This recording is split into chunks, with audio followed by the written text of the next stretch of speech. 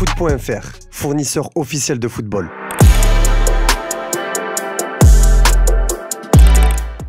Bonjour à toutes et à tous, j'espère que vous allez bien et bienvenue dans ce nouveau JT Foot Mercato. On ouvre ce JT avec la déclaration surprenante de Vincenzo Raiola, l'agent de Gianluigi Donnarumma, sur l'avenir de son client. Sous contrat jusqu'en 2026, le portier italien a réalisé une grande saison avec le PSG et face à une fin de contrat qui approche à grands pas et une prolongation qui se fait attendre, certains clubs commencent à tâter le terrain. C'est le cas en Angleterre avec Chelsea, mais aussi en Italie avec un intérêt prononcé de l'Inter Milan. Justement, l'agent a été même aperçu au siège de l'Inter Milan lundi dernier, une présence qui a interrogé et face aux questions des journalistes, l'agent n'a pas dissipé les doutes, au contraire. Donnarumma, l'Inter a déjà un gardien, pour l'instant tout est tranquille, mais nous n'avons absolument pas parlé de Gigio, ce n'est pas un sujet aujourd'hui. Il n'y a jamais eu de discussion avec l'Inter, je l'ai déjà dit plusieurs fois, à ce jour nous voyons d'autres choses concernant les jeunes, nous parlons de comment organiser les U23 et certains joueurs dans les équipes de jeunes. Il a tout de même concédé que la situation pourrait changer en cas de départ de Yann Sommer, actuel titulaire dans les cages des Nerazzurri. Ah, et bien s'ils le vendent, c'est une autre histoire, a-t-il lâché peut-être un nouveau feuilleton à venir au PSG. À l'OL, après le soulagement du maintien en Ligue 1 la saison prochaine, on planche déjà sur le mercato et la cure d'austérité à venir pour assainir les finances. Et si beaucoup de départs sont à prévoir, il faudra être intelligent dans le sens des arrivées et déjà une piste surprenante commence à faire du bruit à Lyon.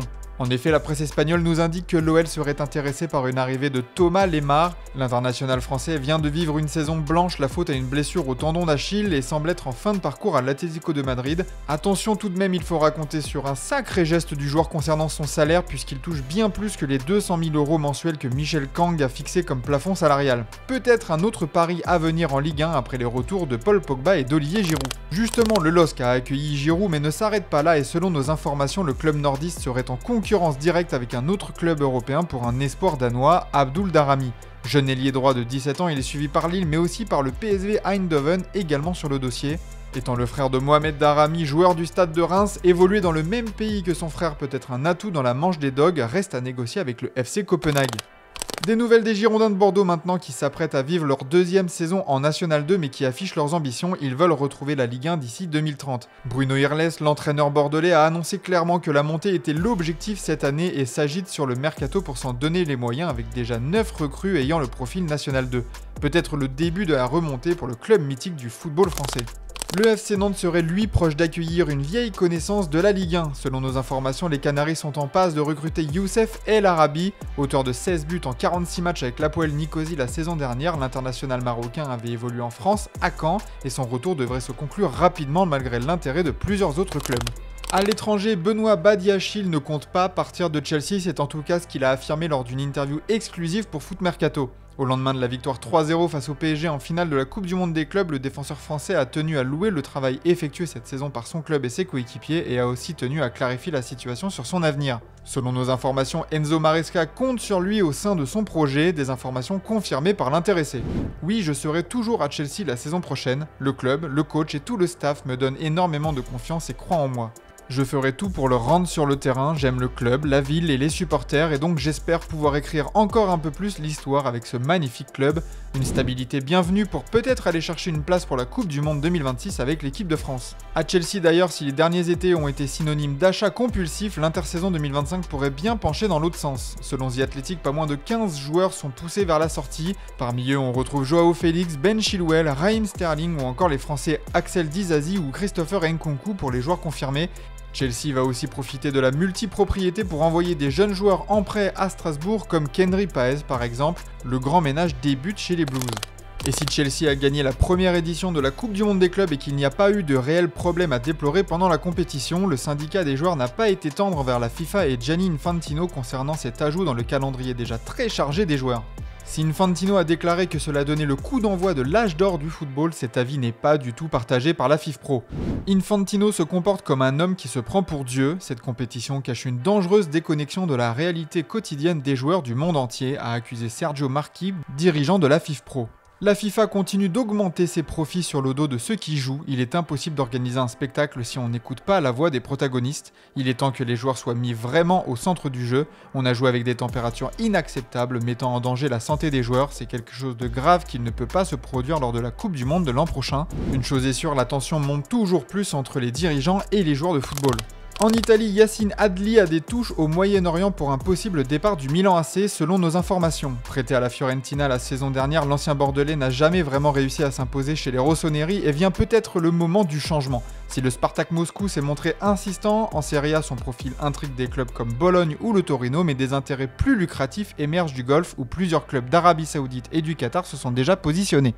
Toujours au Milan AC dans le sens des arrivées, cette fois-ci on est chaud sur Bril Embolo. L'attaquant international suisse de l'AS Monaco plaît à la direction milanaise qui a commencé les démarches pour le recruter. Embolo serait d'ailleurs séduit à l'idée d'arriver en Lombardie. Toujours en Italie, la Juventus Turin ne lâche pas Randal Kolo Muani. Auteur d'un prêt convaincant chez la vieille dame cette saison, le Français va partir du PSG, c'est une certitude. La Juve aimerait retrouver l'attaquant sous forme de prêt avec option d'achat alors que Paris préfère une obligation d'achat, voire même un transfert définitif cet été. En Espagne, beaucoup de questions agitent le Real Madrid entre mercato et guerre d'ego entre les stars de l'équipe et c'est maintenant l'avenir de Brahim Diaz qui inquiète. Bien utilisé par Carlo Ancelotti, le Marocain ne semble pas jouir d'autant de considération avec Xabi Alonso qui ne saurait pas quoi faire de lui tout simplement.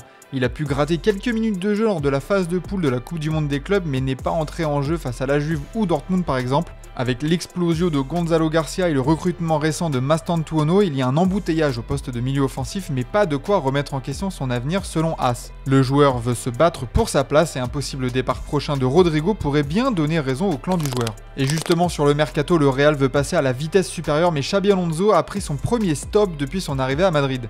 Le coach espagnol aimerait une recrue au poste de milieu défensif, un spécialiste du poste mais cette arrivée divise en interne selon le journaliste Anton Meana.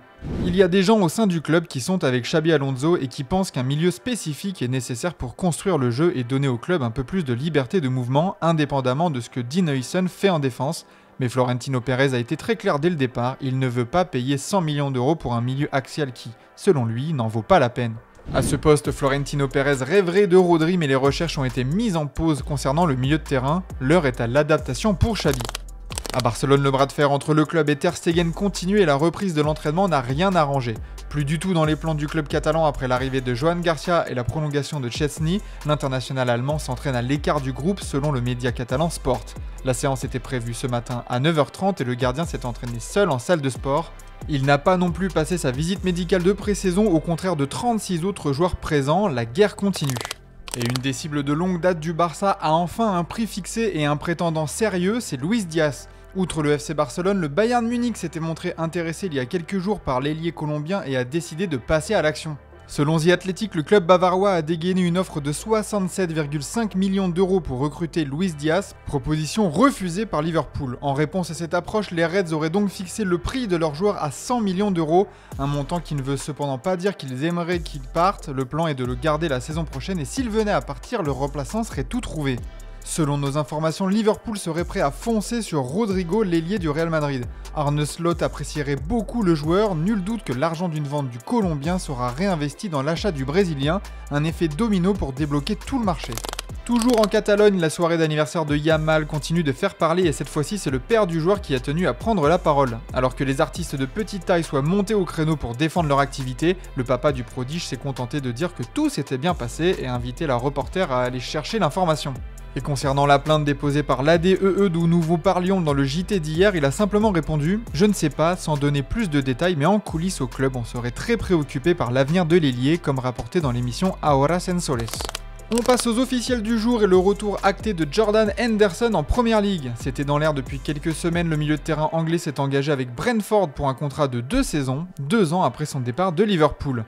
Le fils de la légende Wesley Sneijder a signé son premier contrat professionnel à Utrecht, aux Pays-Bas. Âgé de seulement 18 ans, Jesse Sneijder a paraphé son contrat jusqu'en 2028 comme l'indique le club sur ses réseaux. En France, Loïc Nego prolonge au Havre. Le défenseur international hongrois a prolongé d'1 an jusqu'en 2026. Arrivé en 2023 en Normandie, il s'est imposé comme un membre solide de la défense du Havre. On mise sur la continuité pour se maintenir la saison prochaine. On se quitte avec l'image du jour et le bizutage de Paul Pogba à l'AS Monaco. Après un discours remerciant encore le club de lui donner cette chance, la pioche a choisi Spider, la musique de Maître Gims pour ce rituel d'arrivée. C'est notre image du jour, merci de votre fidélité et on se donne rendez-vous demain pour de nouvelles vidéos sur Foot Mercato. Donc chantez avec moi les gars, on sort une équipe hein. Ok, bébé, j'avoue, je suis dans l'excès pour des petits trajets, sors le TP, je préfère le sac et